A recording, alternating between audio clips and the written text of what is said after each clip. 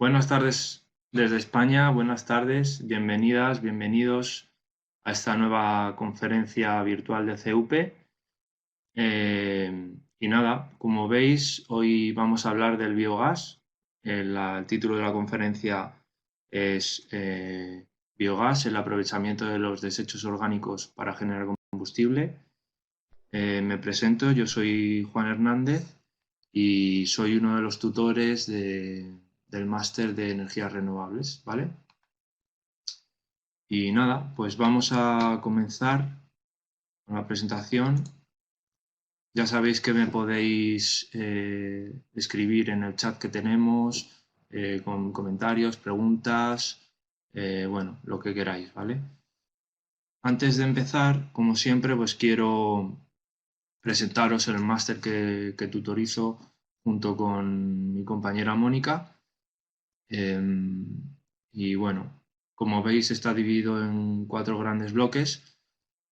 A su vez estos bloques se dividen en módulos, ¿vale? El primero de ellos es el área de entorno energético y energía eólica, en el cual yo pues, me ocupo de tutorizar el módulo de entorno energético y en él pues nada, estudiamos conceptos básicos que vamos a necesitar para entender lo que viene posteriormente, todas las diferentes energías renovables que estudiamos, etcétera, ¿vale?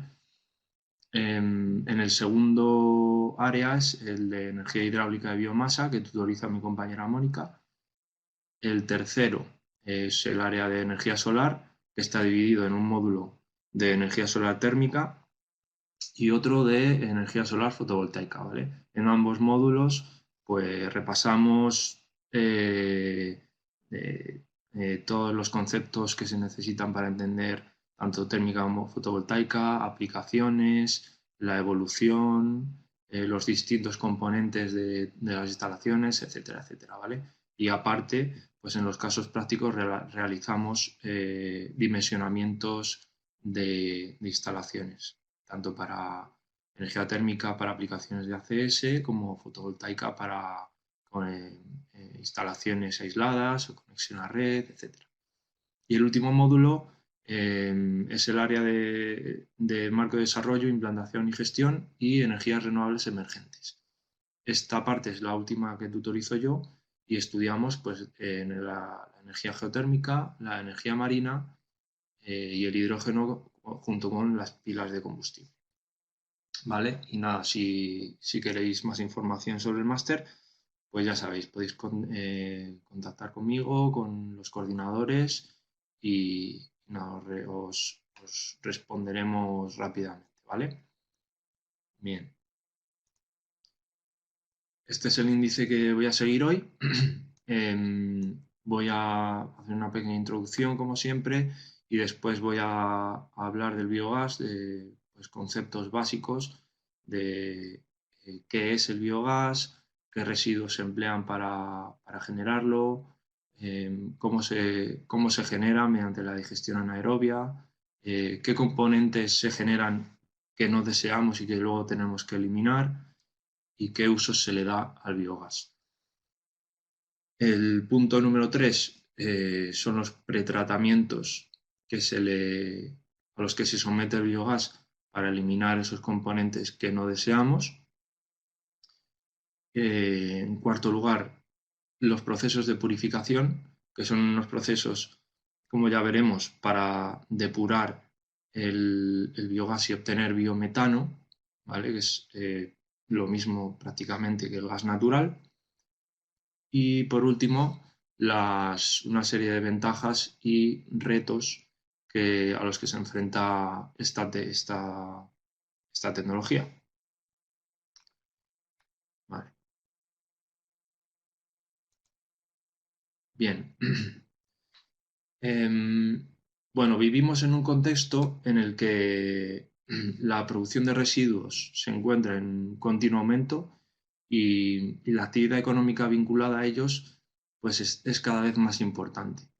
El modelo económico que tenemos actualmente es un modelo lineal, ¿vale? Y se basa pues, en el tomar, fabricar, consumir y eliminar, ¿vale? Este modelo es agresivo con el medio y más pronto que tarde va a agotar las fuentes de suministro, tanto materiales como energéticas. Además, este tipo de economía es muy dependiente de las materias primas y esto lo que conlleva es que haya riesgos en el suministro, precios más elevados, precios también que son muy volátiles en algunas ocasiones y sobre todo se reduce el capital natural, ¿vale? Del que tanto depende. Esto, la consecuencia del capital natural, al final, es que el desarrollo económico se para en seco. ¿Vale? Por tanto, es necesario iniciar una transición para pasar de ese modelo de economía a un modelo de economía circular, que es aquella en la que se maximizan los recursos disponibles, tanto los materiales como los energéticos, para que estos permanezcan el mayor tiempo posible en el ciclo productivo. Así, de esta manera, pues se extraen las materias primas, luego se fabrican productos y de los residuos generados se recuperan materiales y sustancias que posteriormente se reincorporan siempre de forma segura para la salud humana y para el medio ambiente, se reincorporan de nuevo al proceso productivo, ¿vale? Por tanto, una de las claves para dirigirnos hacia ese modelo es pues encontrar formas de gestión y aprovechamiento de esos residuos. Y aquí es donde entra en escena el biogás, ¿vale? ¿Y qué es el biogás? Bueno, pues el biogás es un compuesto, un gas compuesto principalmente por metano y dióxido de carbono, aunque tiene muchos más componentes, pero principalmente son estos dos. Y están en proporciones variables dependiendo de la materia orgánica a partir de la cual se generan, ¿vale? El biogás se produce por la fermentación anaeróbica de esa materia orgánica. Anaeróbica quiere decir en ausencia de oxígeno, y es una fermentación que se produce a lo largo de varias etapas y en la que intervienen una población heterogénea de microorganismos, ¿vale? Los procesos anaerobios de descomposición biológica que permiten producir este biogás a partir de materia orgánica suceden tanto en vertederos como en reactores cerrados que se llaman digestores. Por un lado, en los vertederos, lo que se suele hacer es, bueno, no se suele hacer, pero cada vez más se capta ese biogás para, por un lado, mejorar las condiciones de seguridad del vertedero y, por otro lado, aprovecharlo energéticamente, ¿vale? Como ya veremos, normalmente mediante la cogeneración.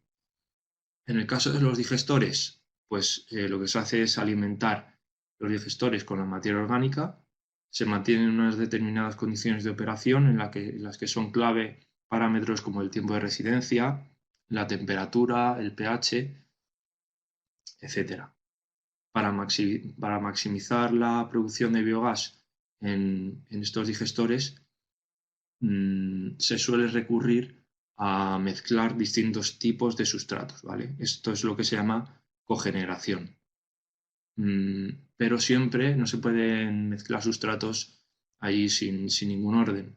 Hay que tener cierto cuidado para que esa mezcla permita que los procesos biológicos transcurran sin inhibiciones, ¿vale? Porque es verdad que determinados componentes lo que pueden hacer al final es inhibir la acción de los microorganismos. La digestión anaerobia, como he dicho, se desarrolla en múltiples etapas, en las cuales las fases principales son la hidrolítica fermentativa y la metanogénica, ¿vale? En esta última es en la que se transforman los productos finales en metano y dióxido de carbono mediante las bacterias metanogénicas, que son bacterias anaeróbicas estrictas. Es decir, para crecer estas bacterias, para crecer en la superficie de un cultivo, necesitan una atmósfera libre de oxígeno, cero oxígeno, ya que es un elemento que es tóxico para ellas, ¿vale? En cuanto al tipo de sustrato que se digiere por parte de los microorganismos, influyen en gran medida en el rendimiento y en la composición del biogás que vamos a obtener, ¿vale? Porque este biogás, pues, decimos que principalmente está compuesto por metano y dióxido de carbono, pero puede tener hasta 500 compuestos orgánicos menores. La mayoría de ellos, como trazas, pero bueno, están presentes, ¿vale? Y como digo, para que la producción de biogás sea máxima, es preferible utilizar sustratos pues, que sean ricos en grasas, en proteínas, hidratos de carbono, ya que su degradación conlleva la formación de cantidades importantes de ácidos grasos volátiles, ¿vale? Que son los precursores del metano. Bien, ¿cuáles son los principales residuos que se emplean para generar el biogás? Pues por un lado tenemos residuos ganaderos y de granjas, que son pues, el estiércol y los purines de todo tipo de ganadería, tanto bovina como ovina, aves, pues, toda la que os imaginéis sirve para este aprovechamiento. En general, el potencial de estos residuos pues no es demasiado alto porque tienen mucho contenido en nitrógeno y porque son demasiado líquidos. Pero, ¿qué pasa?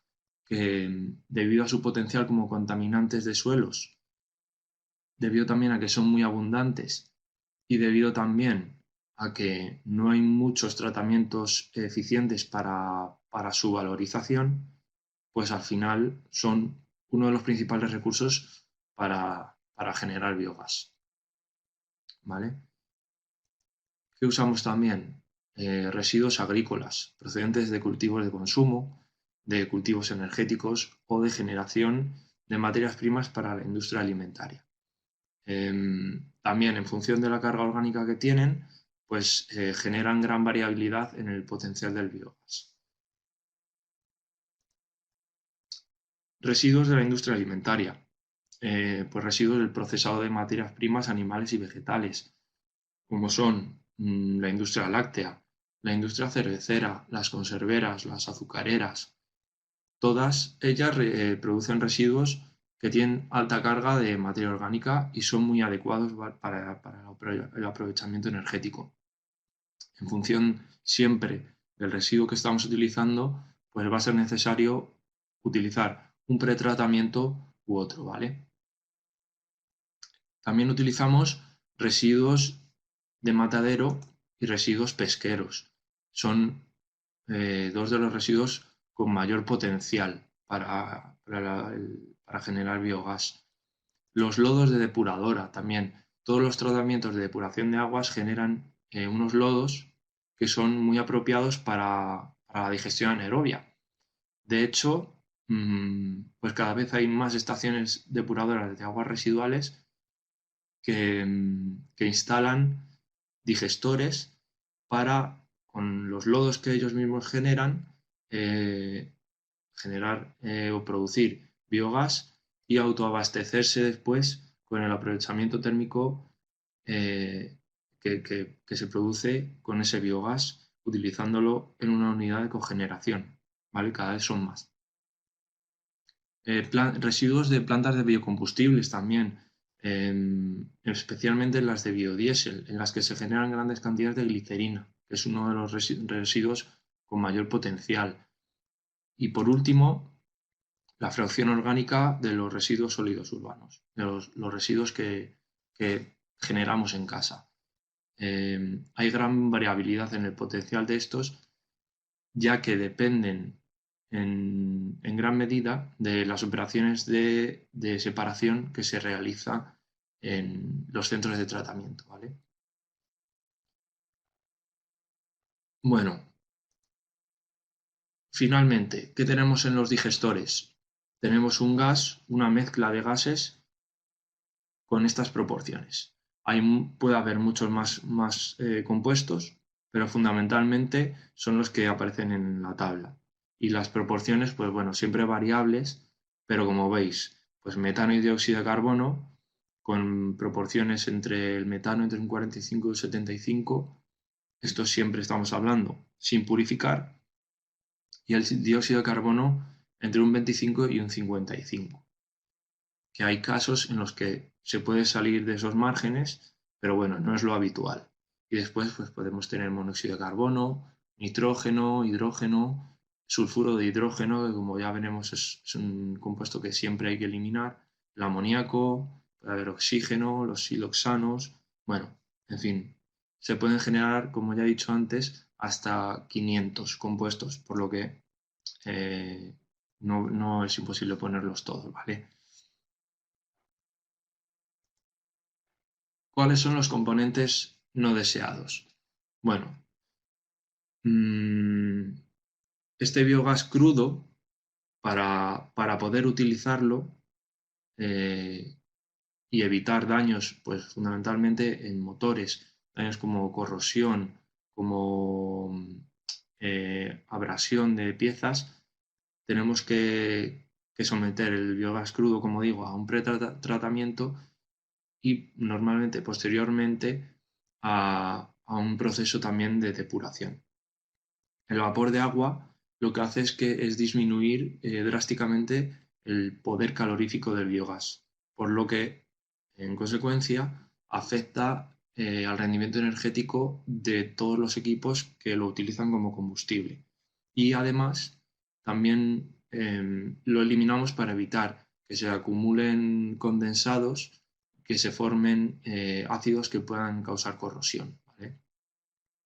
Los hidrocarburos halogenados y pesados, fundamentalmente los que contienen cloro y flúor. ¿Por qué?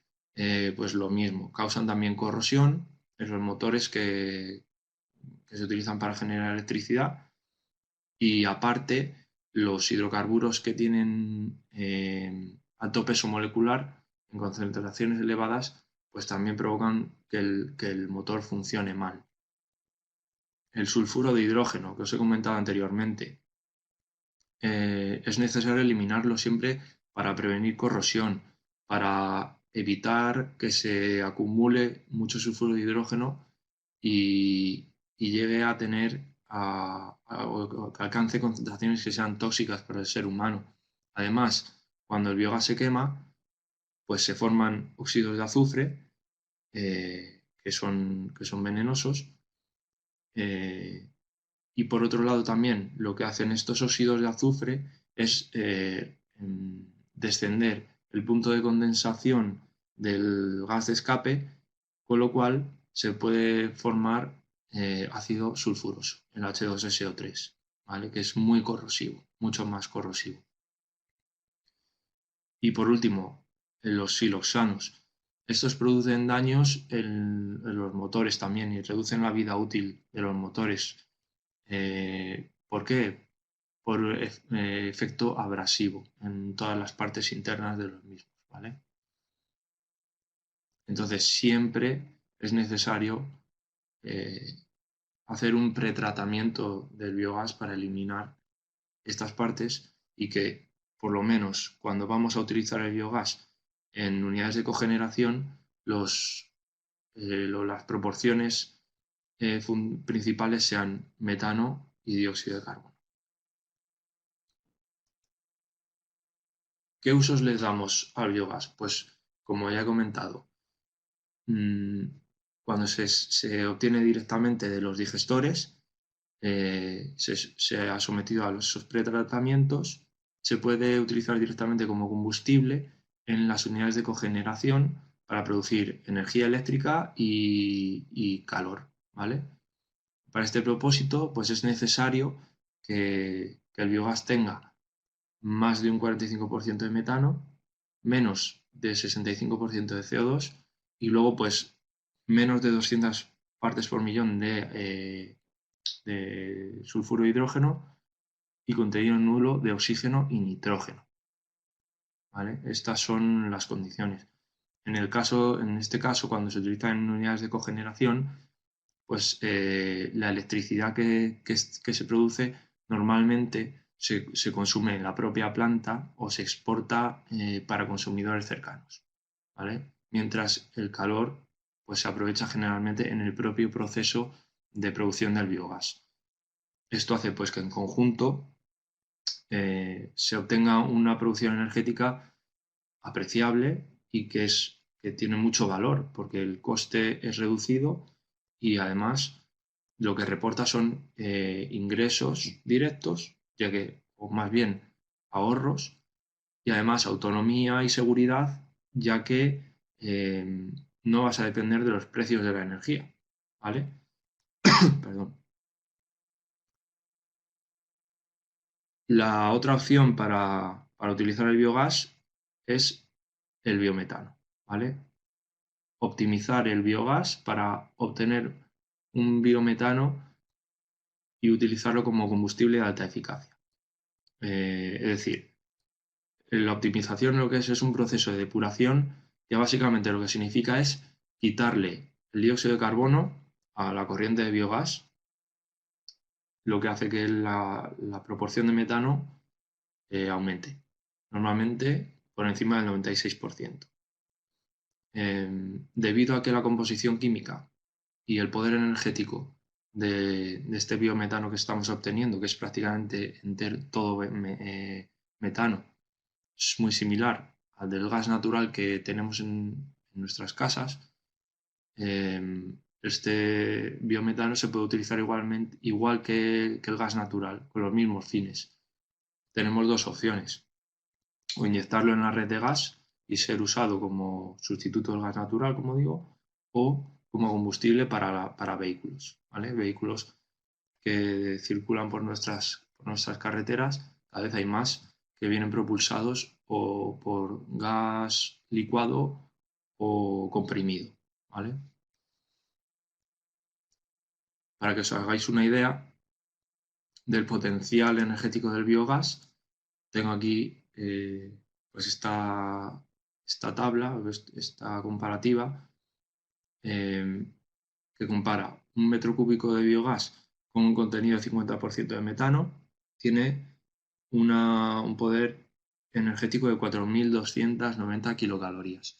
Y las equivalencias, pues como veis, equivale a un poco más de medio litro de gasolina, casi un litro de alcohol combustible, más de medio kilo de carbón, bueno, en fin, que tiene un potencial enorme y nada, pues desde luego debemos aprovecharlo.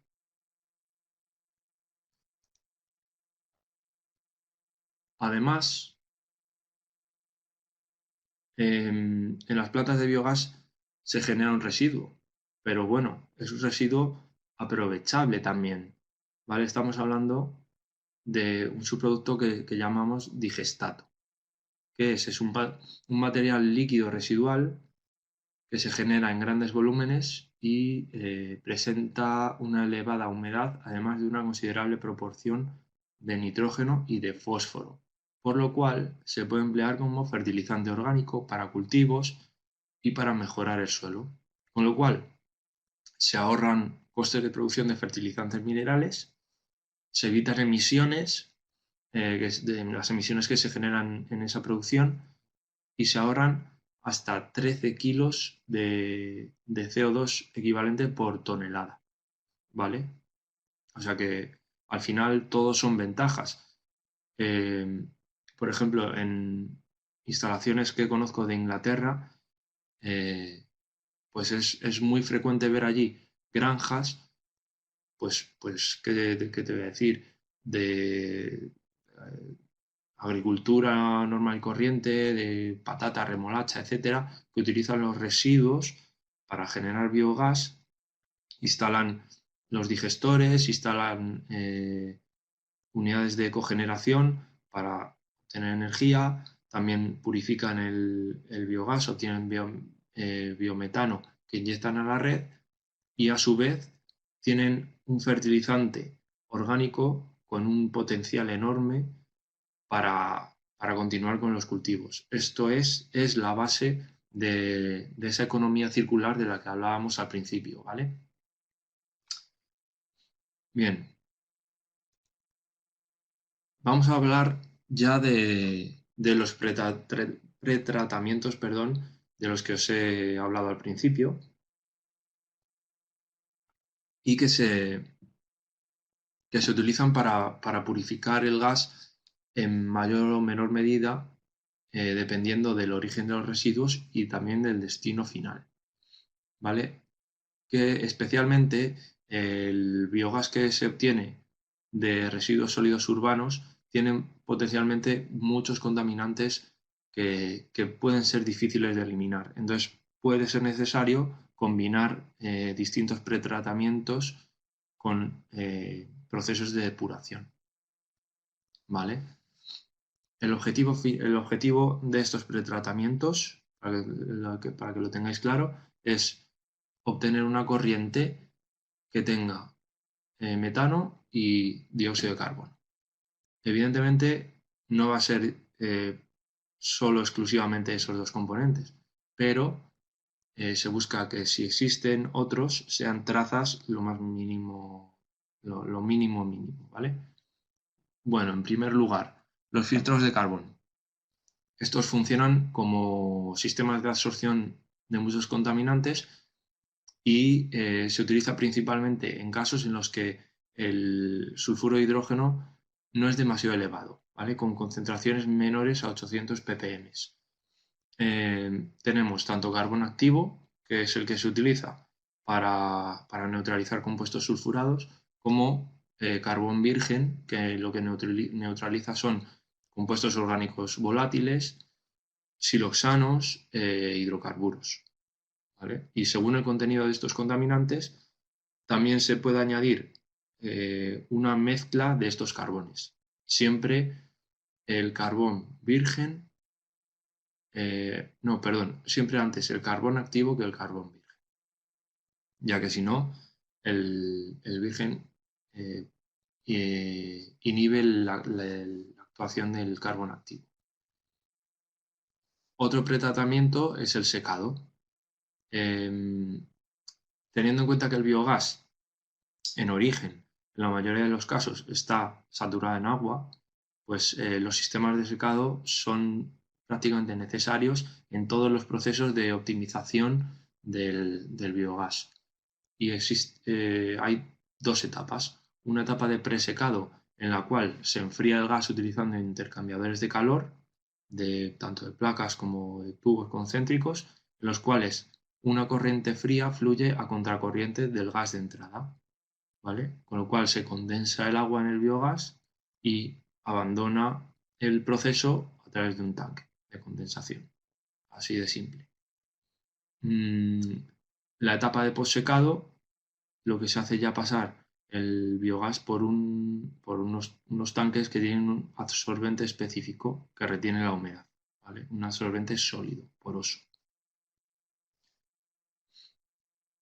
Otro pretratamiento sería la columna de neutralización de amoníaco, en la cual también el biogás va a fluir a contracorriente de una disolución acuosa, que a veces estas disoluciones pues, contienen compuestos químicos, y lo que hacen es retener básicamente el amoníaco por reacción química. También pueden absorber parcialmente compuestos orgánicos volátiles, pero básicamente el amoníaco. Y en último lugar, la desulfuración química y biológica, que se utiliza para corrientes de biogás que tienen un contenido de sulfuro de hidrógeno elevado, ya para casos que tienen más de 800 ppm. Se toma como valor, digamos, base esos 800 de arriba a abajo para utilizar, por un lado, filtros de carbón o en casos de que tengan más, pues las desulfuraciones tanto químicas como biológicas. El proceso químico se basa en un principio similar al de la columna de neutralización de amoníaco, ¿vale? Pero la corriente que fluye a contracorriente es una disolución que es de base cálcica, ¿vale? Una base. En este caso es importante monitorizar la conductividad y el pH, ¿vale? Para delimitar la capacidad de retención que tiene disponible la base que estamos utilizando, ya que siempre pues, tenemos que regenerarla. El proceso biológico, por su parte, lo que hace es emplear microorganismos para neutralizar los sulfuros presentes en el gas. En un tanque, el tiempo de residencia es el factor clave, ¿vale? Porque se pueden inhibir los microorganismos, es decir, los podemos contaminar, entre comillas. Estos microorganismos lo que tienen es cierta capacidad para oxidar los compuestos reducidos del azufre. La desventaja es que es un proceso lento y en el cual pues, cobra mayor importancia la monitorización del tiempo de residencia para, como digo, favorecer la actuación de los microorganismos. Ahí en la presentación donde veis que pone vídeo, eso es un hipervínculo que os lleva a un vídeo de YouTube, que no hace falta que lo pongas ahora, Javi, pero porque es un poco largo. Entonces, si queréis verlo cuando descargáis la presentación y tal, pues podéis, ya te digo, hacer clic y es un vídeo que explica el proceso de sulfuración biológica, ¿vale? Bien, pues estos son los pretratamientos. Ahora vamos a pasar a ver los procesos de purificación, cuyo objetivo es obtener una corriente de metano que tenga los mismos estándares y especificaciones que el gas natural para poder inyectarlo a la red de consumo o también en otras ocasiones para utilizarlo en vehículos propulsados por gas. ¿Vale? Esto siempre va a depender bueno, del país en el que nos encontremos. Es uno de los retos del biogás, que se llega a un acuerdo en cuanto a las características que tiene que tener el biogás para poder inyectarlo a una red que sea lo que esté lo más distribuida posible, ¿vale? Igualmente para utilizarlo en los coches.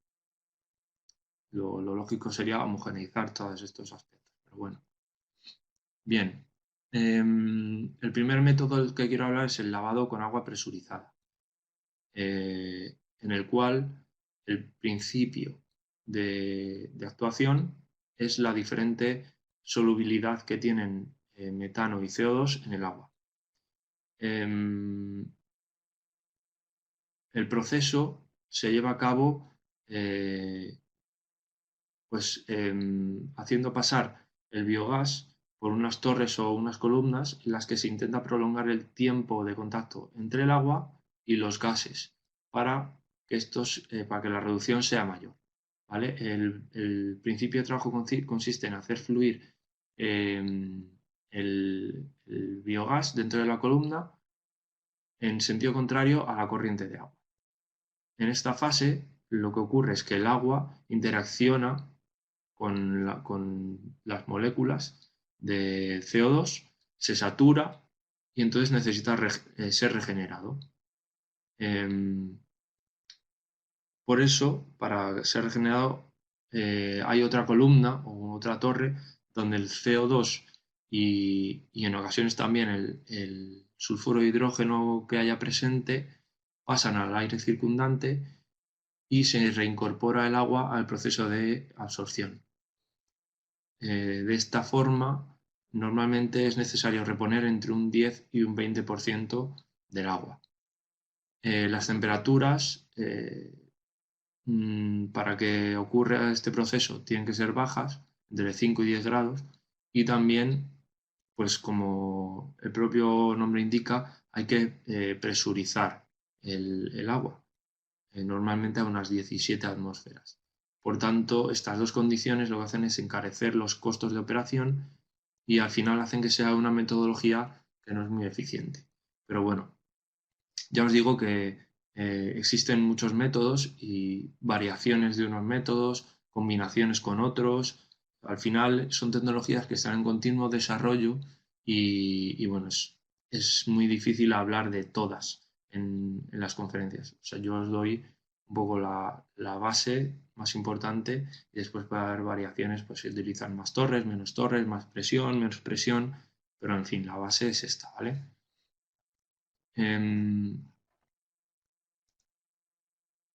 Esta es el GIF, Javi, que quería enseñarles.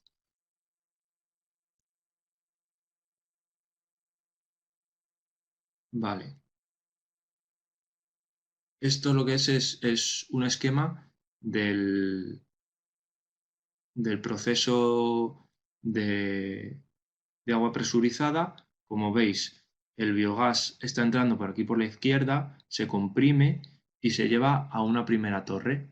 En esa primera torre está entrando agua en sentido contrario a la corriente de biogás que está entrando por abajo, ¿vale? El agua está arrastrando el CO2 y otros compuestos, como he dicho, como puede ser el metano, perdón, el H2S, y lo devuelve a otro tanque donde se depura ese agua para luego regenerarlo otra vez a la otra columna. Y así obtenemos un biometano pues, utilizable para la red de distribución de gas natural o para los vehículos, ¿vale? Nada, ya lo puedes quitar, Javi. Gracias.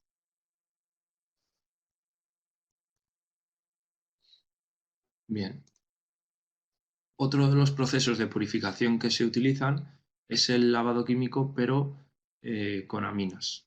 Es decir, que es igual que el lavado con agua presurizada, pero en este caso lo que se utiliza es una disolución de aminas, que son compuestos orgánicos derivados del amoníaco. Y ocurre lo mismo. Esa disolución fluye a contracorriente al flujo de gas crudo. Y gracias al poder que tienen para absorber CO2, este biometano húmedo se dirige a una fase de secado, ¿vale? ¿Qué diferencia tiene este proceso respecto al anterior? Pues que es un proceso exotérmico. Hasta cierto punto se libera calor que puede ser recuperada en un intercambiador a la salida de la columna de absorción. Por otro lado, igual que había que regenerar el agua en el caso anterior, ahora tenemos que regenerar las aminas. Y esto también se lleva a cabo en una segunda columna que tiene líneas de bypass en las cuales un flujo constante de la disolución pasa por una serie de intercambiadores y por esos intercambiadores fluye vapor, que es el agente que va a condensar el agua para recuperar las aminas, ¿vale? En este caso no se requieren altas presiones, por lo que el consumo energético no es tan elevado. Sin embargo, en la fase de regeneración es en la que se necesita un aporte de calor para regenerar las aminas, ¿vale? Lo cual pues a veces también es una limitación. Siempre hay que tener en cuenta los costos de operación para ver si es viable o no es viable. Bien. El método de las membranas selectivas para purificar la corriente de biogás. Son membranas, como vemos en la imagen, que están formadas por cientos, miles de fibras huecas no porosas que están hechas de polímeros. La separación del metano y el dióxido de carbono ocurre debido a la diferencia en difusividad de ambos. La estructura molecular del dióxido de carbono permite que la molécula pase a través del material polimérico más rápido que la de metano. Entonces el biogás penetra en estas membranas dentro de las fibras huecas y la separación da como resultado una corriente que es rica en dióxido de carbono en el lado del permeado, en el lado externo a las fibras, y una corriente que es rica en metano en el lado en el que ha retenido dentro de la membrana, ¿vale? La selectividad de estas membranas no es el 100%. ¿Esto qué significa? Pues que al final de una membrana el flujo de metano todavía no es puro, sino que puede tener cierta cantidad de CO2. Por tanto, lo que se hace es disponer más conjuntos de membranas en línea, ¿vale? El proceso final en etapas múltiples lo que hace es permite alcanzar concentraciones de metano de más del 98% de pureza. Este proceso lo que requiere es que la sección de pretratamiento, donde se eliminan tanto el agua como el ácido sulfídrico y otras sustancias, tengan mucha importancia, ¿vale?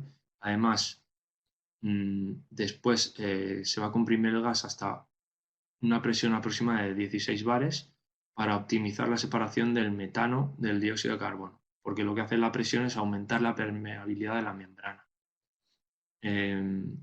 Tiene básicamente las ventajas de que no requiere aditivos químicos, no se consume agua, el consumo energético es bajo y es fácil de operar, ya que estas instalaciones se construyen en un soporte en el que está todo integrado en una especie de contenedor.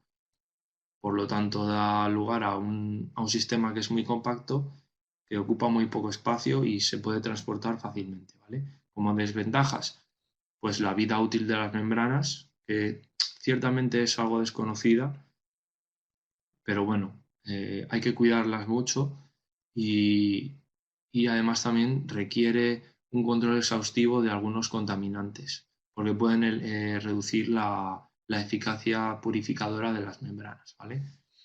Aquí es donde quería que pusieses Javi el vídeo siguiente, el de las membranas. Ese es. Vale. Le puedes quitar el volumen.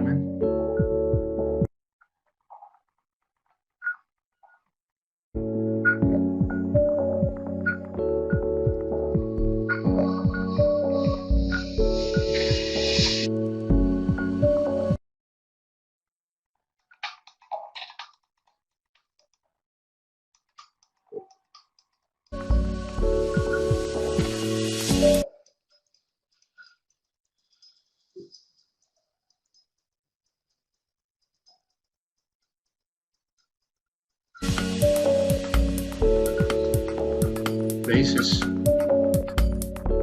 Aquí se ve perfectamente cómo son las membranas, cómo actúan. ¿Veis? Dejan pasar a un lado el CO2 y el agua y se mantiene el metano en el interior de ellas. Y lo que se suele hacer es disponer varias etapas .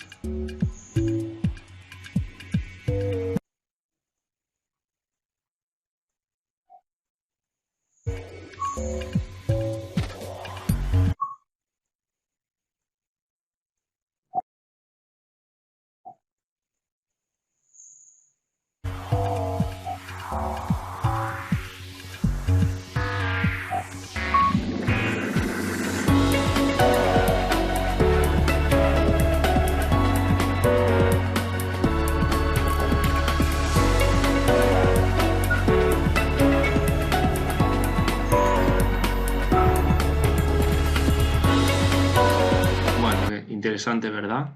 Se ve perfectamente toda la estructura de las fibras, cómo funciona, cómo están dispuestas dentro de un tubo perfectamente aislado. Bueno, la verdad que impresionante. Nada, ya os digo, si en el momento que descargáis la presentación, en esta diapositiva está incrustado ese vídeo, ¿vale? O sea que lo podréis ver las veces que queráis y si no lo conseguís, pues me lo pedís, sin problema. Bien, y después de las membranas, el último método del que quería hablar son los procesos de criogenización, ¿vale?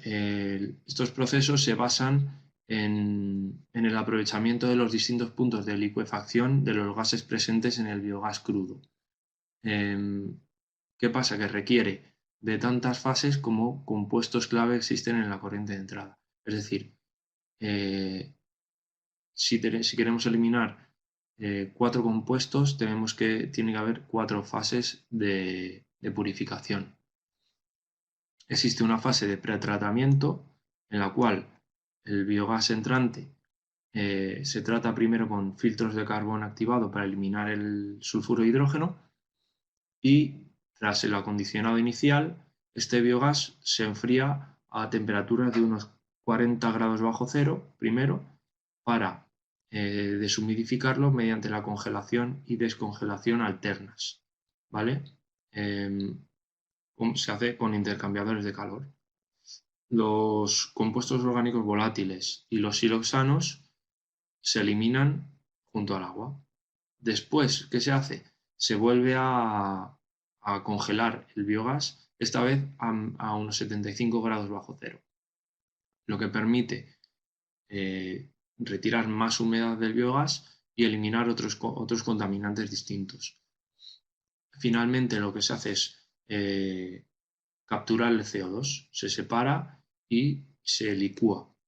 Entonces el biogás que ha llegado seco se enfría a 120 grados bajo cero y es en el momento en el que se aprovecha el punto de licuefacción del CO2 y se recupera de forma líquida y ya obtenemos un biometano seco y con unas concentraciones de metano de en torno al 98% también, ¿vale? Y aquí es donde os quiero mostrar el último vídeo, que es el que nos muestra cómo funciona este proceso también.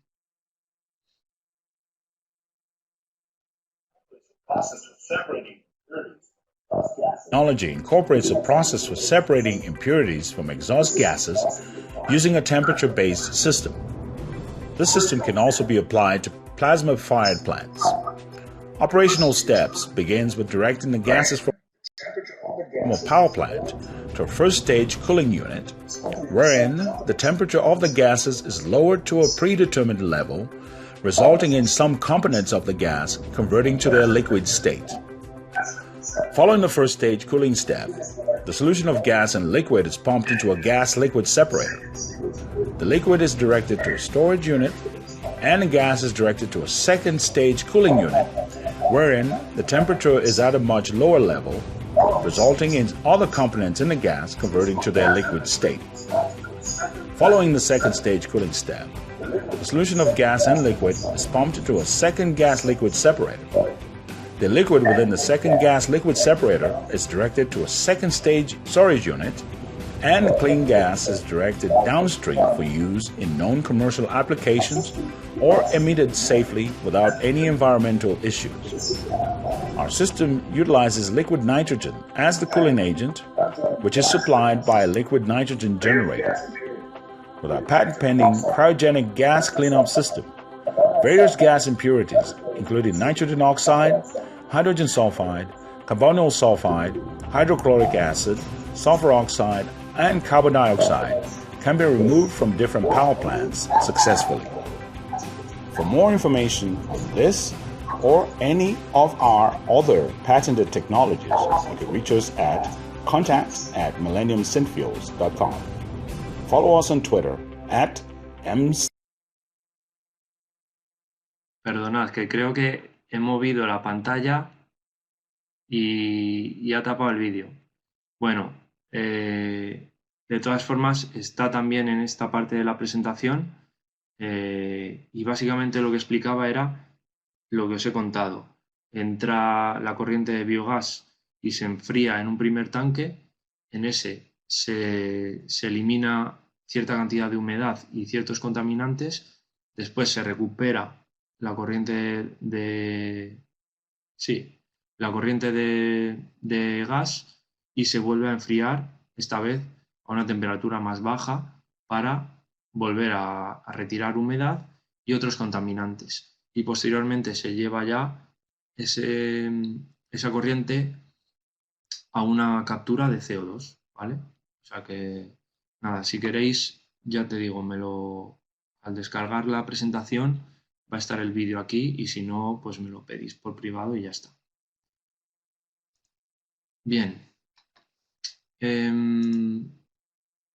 ¿Qué ventajas tiene el biogás o el biometano? Pues es un combustible que es comercialmente viable, esto está demostrado. Se puede apoyar en infraestructuras existentes, todas las que existen ya para el gas natural, y la tecnología para depurarlo está madura y ha sido probada. Está demostrado, pues simplemente viendo que existen diversos métodos para eliminar tan solo gases específicos, contaminantes específicos, eh, que todo esto es una tecnología madura y que se puede confiar en ella. Además, contribuye a mejorar la calidad del aire, se reducen las emisiones de dióxido de carbono, de óxidos de nitrógeno y de partículas. Otra ventaja, el digestato que comentamos antes. El uso de este residuo como fertilizante cierra el ciclo en ecosistemas regionales y evita las emisiones de CO2 que serían liberadas al medio ambiente mediante la producción de fertilizantes minerales. Y por último, muy importante, eh, todas estas instalaciones lo que hacen es generar empleos verdes en zonas agrícolas, en zonas rurales. Por tanto, mayor importancia si cabe y debería tenerse en cuenta esto para dedicarle más apoyo político. Ese es uno de los retos que tiene esta tecnología. Por un lado, insuficientes incentivos fiscales. No he profundizado, no he hablado de las inversiones que son necesarias para este tipo de instalaciones, pero obviamente son elevadas. Por tanto, debería incentivarse las instalaciones de este tipo, tanto para el sector de agricultura como para otro tipo de industrias, que recuperen los residuos que generan y los aprovechen, ya que al final es un beneficio tanto para ellos como para el medio ambiente, al final para todos, ¿vale? Un segundo reto, falta de cooperación transfronteriza. No hay acuerdo en cuanto a las diferentes normas técnicas y los sistemas de certificación para poder comercializar todo este biogás, inyectarlo en las redes. Es el tercer punto del que hablo aquí. Falta una normativa común sobre calidad del gas en la red, para que todos los países tengan unos parámetros, no digo que sean iguales, pero que sean similares para poderlo aprovechar en una red de distribución que sea transfronteriza. En cuarto lugar, hay una insuficiente infraestructura para combustibles de gas natural, tanto comprimido como licuado, para los vehículos. No sé vosotros, pero aquí en Madrid veo muy pocos lugares donde poder repostar gas. ¿Vale? Cada vez más gasolineras incluyen un puesto, un surtidor de gas, pero todavía es difícil. Y por último, lo que decía al principio, falta de reconocimiento político. A niveles nacionales, solo unos pocos estados han establecido unos objetivos específicos para el biometano. Incluso a nivel europeo, rara vez se menciona el biometano de forma explícita en documentos políticos, en legislación, etc. No es algo que se tenga muy en cuenta. Y como hemos visto a lo largo de la conferencia, el potencial que tiene es enorme y nos vamos a beneficiar todos, tanto con la reducción de emisiones como con los residuos que podemos obtener y podemos aprovechar para nuestros cultivos, etcétera, ¿vale? O sea que nada más. Desde aquí un llamamiento al sector político para que intente fomentar el biogás lo máximo posible. Y nada, aquí en la siguiente diapositiva también os he dejado una serie de enlaces a vídeos de YouTube para que veáis pues algunos ejemplos de instalaciones. La mayor parte de ellos están en inglés, pero bueno, es lo que son los vídeos de mejor calidad que he encontrado.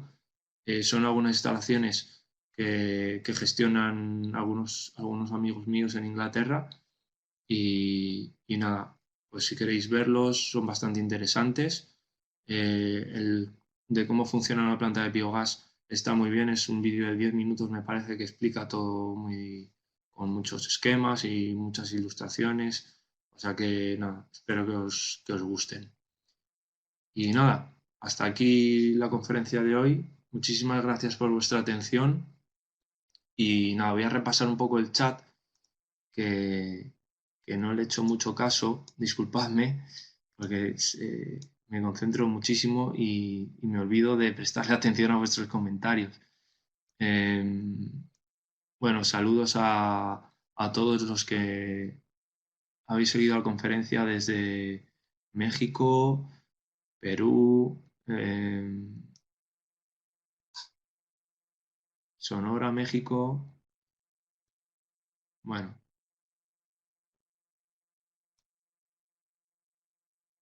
es muy interesante este tema, desde luego, Carla.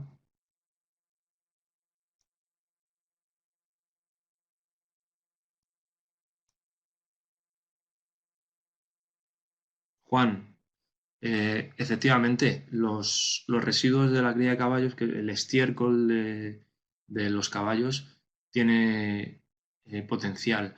Eso es lo que dije al principio.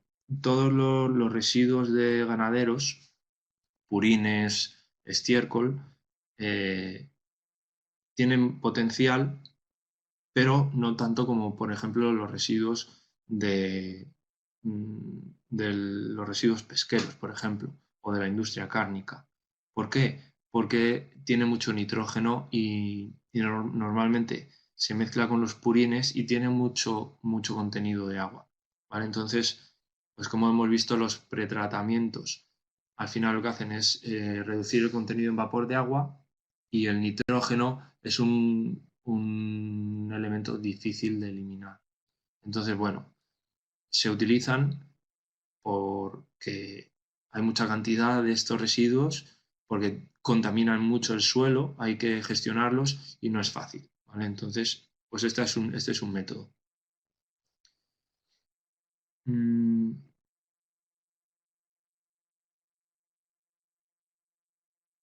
Pregunta de Raúl. Dice, ¿los residuos de una planta de tratamientos de aguas producen biogás?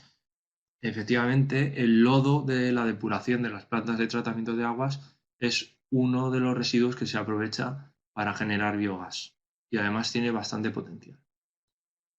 O sea que sí que se utilizan. Antonio dice que a quién se le vende el biometano. Bueno, eh, no sé la normativa de los distintos países de los que nos estáis viendo, cómo está en este momento, en este sentido, pero por ejemplo, en Inglaterra sí que se inyecta este biometano que se obtiene a la red de distribución de gas natural y por tanto se vende a las compañías que distribuyen ese gas natural. Se lo pagan, no sé ahora mismo el precio, pero desde luego es un negocio lucrativo.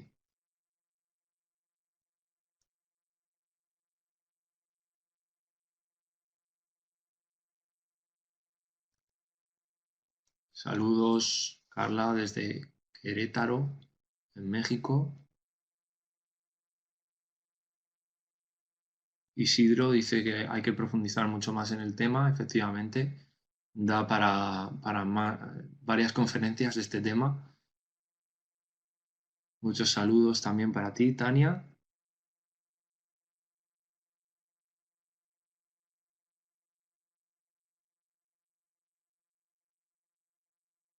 Dice Antonio, sí, para montar una planta de biogás en un cebadero de terneros tienes que sacar primero un permiso de gestión de residuos. Sí, efectivamente. ya que pues básicamente lo que vas a hacer es aprovechar todos esos residuos, digamos, de forma industrial. Va a ser una actividad económica más. Entonces tienes que sacar un permiso para gestionarlos.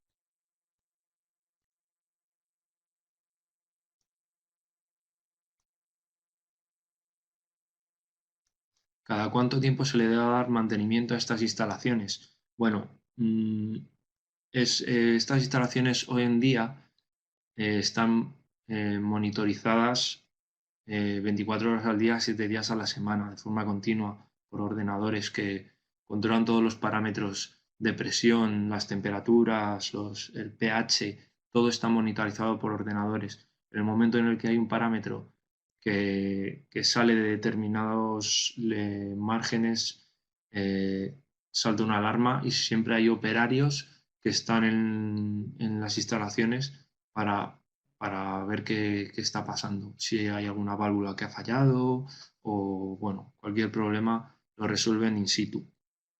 Hay algunos problemas que se pueden resolver a distancia, porque claro, muchas de estas válvulas se abren y se cierran dándole a un botón en un ordenador, básicamente.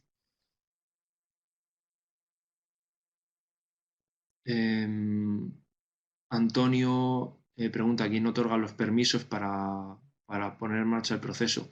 Desconozco, la verdad, cómo funcionan en España estos permisos, ¿vale? Si quieres más información, ponte en contacto conmigo. Mira, mi correo está aquí en esta diapositiva y, y ya pues investigamos más sobre esto, ¿vale? Camilo dice si hay alguna posibilidad de una conferencia de diseño de biodigestores.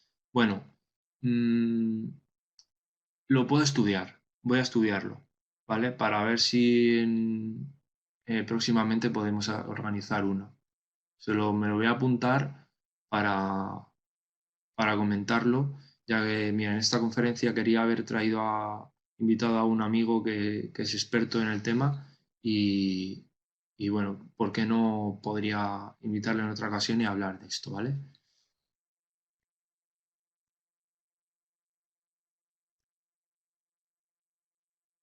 Jorge dice si al obtener el biogás a partir de purín de cerdo y después utilizarlo en quemadores para calentar pollos, existe algún riesgo de bioseguridad. Mm, vamos a ver, el biogás se quema en unidades de cogeneración, ¿vale? En estas unidades, al final, se genera por un lado electricidad y por otro lado hay calor residual. Ese calor, lo que se hace es aprovecharlo con intercambiadores, con tuberías. Por tanto, no tiene por qué haber ningún riesgo para, al aprovechar este calor, ¿vale?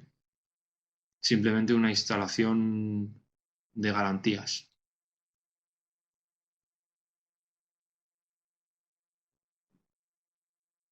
Wilder, no te sé dar ahora mismo un dato de cuánto cuesta una instalación pequeña de biogás, para una planta de biogás.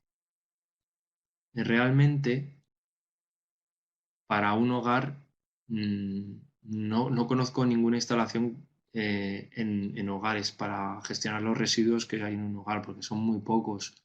Entonces, no creo que sea rentable, ¿vale? Hacer una inversión en esto. Además que también se requiere cierto espacio para los digestores, para compresores, puede haber todos los sistemas de pretratamiento, de purificación. O sea, no es rentable a nivel de un hogar.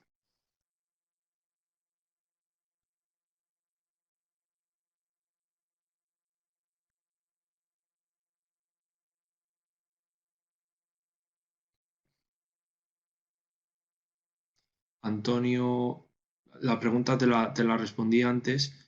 No estoy muy seguro quién los otorga, pero, pero ya te digo, si te interesa, ponte en contacto conmigo en el correo que aparece en la diapositiva y lo investigamos, ¿vale?